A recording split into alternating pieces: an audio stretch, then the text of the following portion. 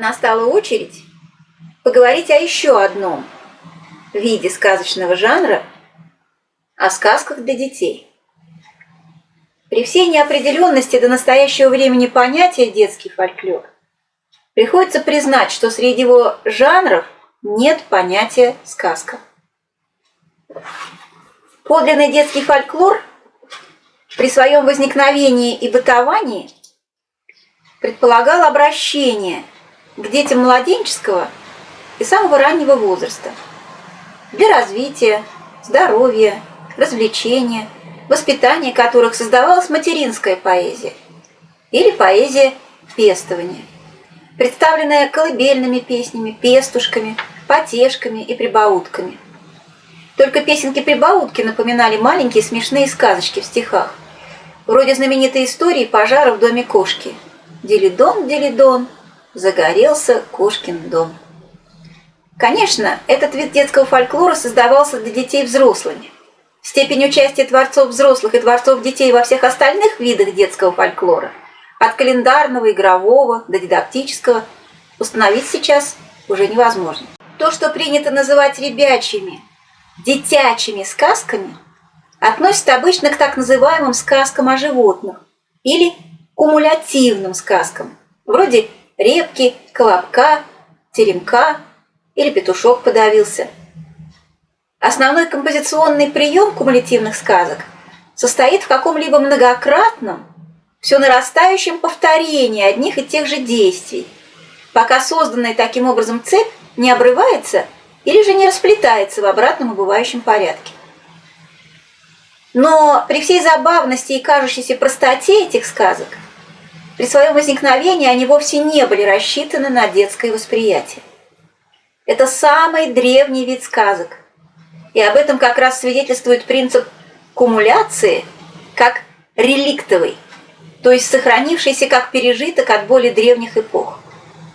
Он является продуктом древних форм человеческого сознания. Примитивное мышление не знает пространства как продукта абстракции. Оно вообще не знает обобщений. Оно знает только эмпирическое состояние. Пространство и в жизни, и в фантазии преодолевается не от начального звена к конечному, а через конкретные реально данные посредствующие звенья. Поэтому нанизывание – это не только художественный прием, но и форма мышления. Сказки в своей живой народной жизни не являются произведениями для детей предназначенными. Они устно рассказывались, как правило, мужчинами, во время небольших передышек и по вечерам в период сезонных работ.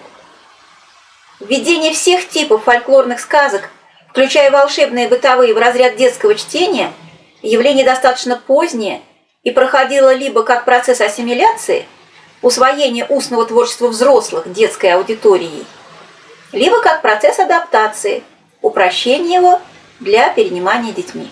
Первой русской профессиональной адаптацией народных сказок для детей было издание 1870 года, предпринятое выдающимся исследователем и систематизатором фольклора Александром Николаевичем Афанасьевым. Предваряя книгу «Русские детские сказки», составитель писал: «Я решился выпустить для детей отдельное издание, выбравший из нескольких вариантов лучшие по рассказу. При этом удобно будет и опустить те сказки, которые не должны попадать в руки детей». Тем самым обработчик давал понять, что основной пласт русских народных сказок для детей не предназначен, что не всякую сказку можно давать детям, а нужно раскрыть читателю подлинно народный смысл сказки, ее моральную сущность, ее идейное содержание. При своем возникновении литературная сказка тоже была рассчитана только на взрослого читателя. Чтобы приспособить те же сказки Шарля Перро к детскому восприятию, понадобилось несколько волн серьезных адаптаций, первой среди которых принадлежала Ивану Сергеевичу Тургеневу в 1860-е годы. Возникновение детской литературы и сказки, специально предназначенной для ребенка, относится к эпохе романтизма, утвердившего культ ребенка, детского мировосприятия и чистоты.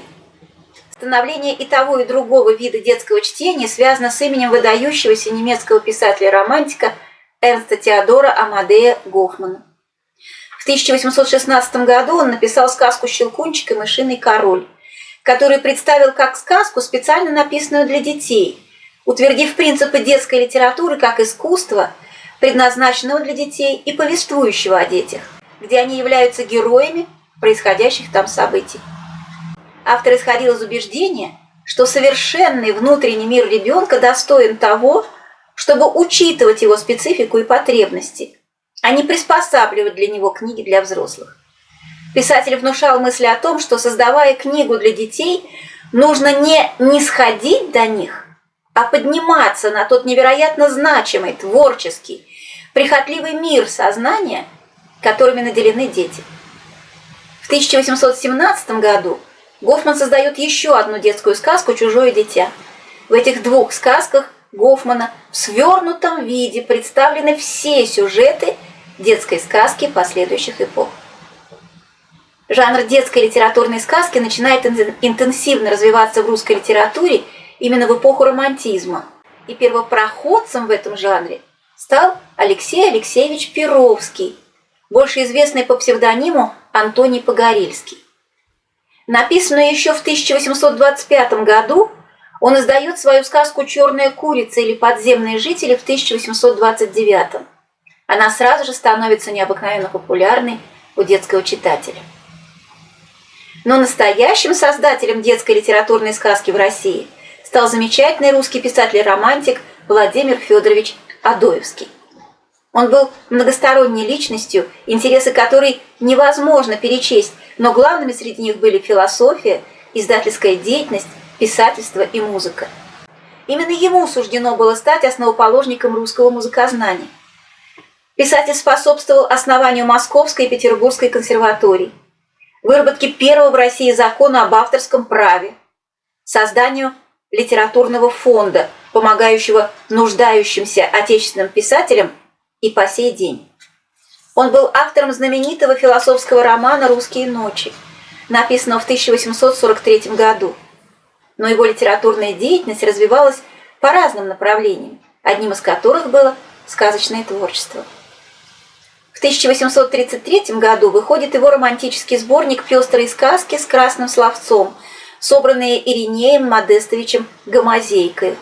Это были серьезные произведения, предназначенные для взрослого думающего читателя.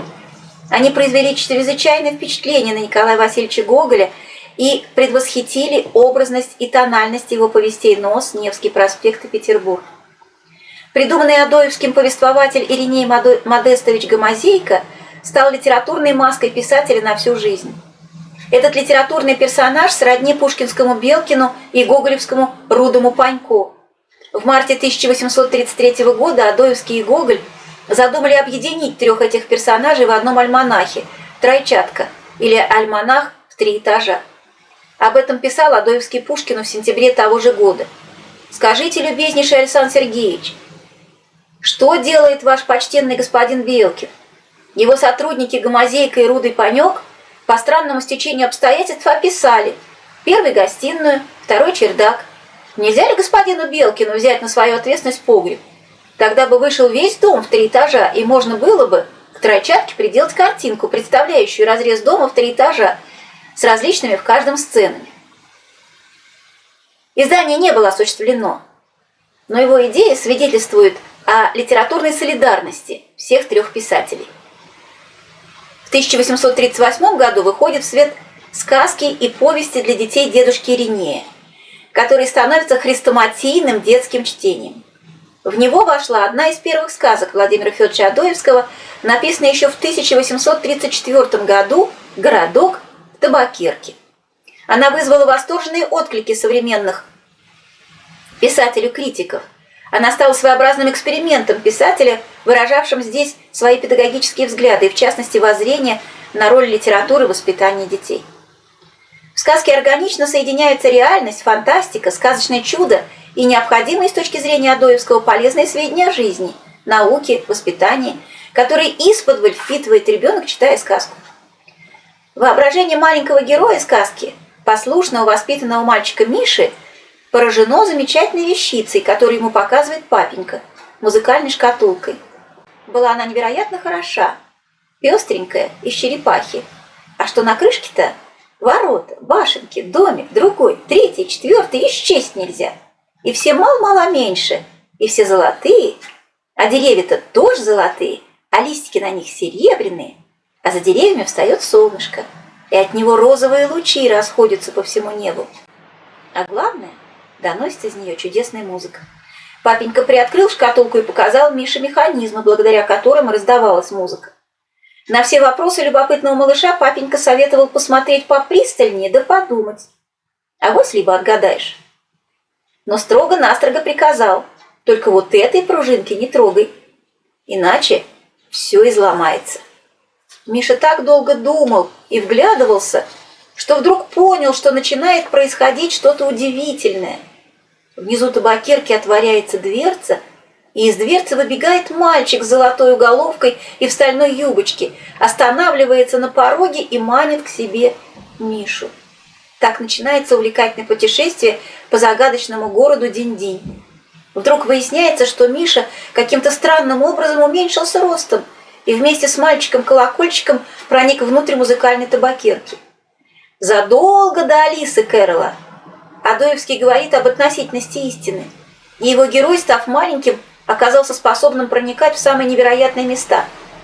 Там он постигает знания по оптике и механике, учится вежливости. Миш принимает составляющие части механизма за живые существа, каждый из которых имеет индивидуальность. Мальчики-колокольчики, дядьки-молоточки, надзиратель господин Валик, царевна-пружинка. Ему постепенно открывается тайна музыки в шкатулке табакерки. Молоточки бьют мальчиков-колокольчиков, а пружинка, находящаяся в центре системы, приводит в движение весь механизм. Миш понимает даже то, что колокольчики разные, и звучат они каждый по-своему. Если бы все были одинаковые, то и звенели бы все в один голос, один как другой. А ты слышишь, какие мы песни выводим? Однако Миша не может не сочувствовать колокольчикам, которых бьют молоточки, и Валику, которого толкает в бок пружинка. Царевна открывает мальчику секрет. Глупый ты мальчик, неразумный мальчик. На все смотришь, ничего не видишь. Кабы я Валик не толкала, Валик бы не вертелся. Кабы Валик не вертелся, то он за молоточки не цеплялся. Молоточки бы не стучали. Кабы молоточки не стучали, колокольчики бы не звенели. Кабы колокольчики не звенели, и музыки бы не было. Так ребенок постигает не только механические законы и устройства табакерки, но и понимает, что все в мире и в обществе людей, в частности, взаимосвязано, и одно зависит от другого. Миш поступает, как всякий ребенок, и желает проверить, так ли это, и случайно ломает пружинку. Лишь только он нарушает запрет отца, происходит несчастье. Все умолкло, Валик остановился, молоточки попадали, колокольчики свернулись на сторону, солнышко повисло, домики изломались. Беда, происшедшая с волшебным городком, безусловно, заставляет читателя задуматься о причастности человека ко всему и ответственности его за несчастье, происходящее в мире. Не случайно раздумывала об этом Адоевском в своем романе «Русские ночи». Мы живем в огромной машине, которая называется человеческим обществом. Каждый из нас – часть ее. К счастью, все завершается благополучно, потому что произошедшее с Мишей привиделось ему во сне. Адоевский использует этот литературный романтический прием для введения фантастического, чудесного пространства, в котором оказывается герой. Волшебный мир творится его воображением во сне. Сказочный вымысел здесь рождается детской фантазией. Таким образом, Адоевский предвосхитил многие приемы сказочной детской литературы не только XIX, но и XX и XXI веков. Белинский назвал сказку «Городок в табакерке» одним из лучших детских произведений писателя, а в конце 1840-х годов посвятил отдельную рецензию двум сказкам Адоевского «Городок в табакерке» и «Червячок». Две его сказки, одна старая, другая новая, милы до чрезвычайности, хотя и написаны для маленьких, очень маленьких детей.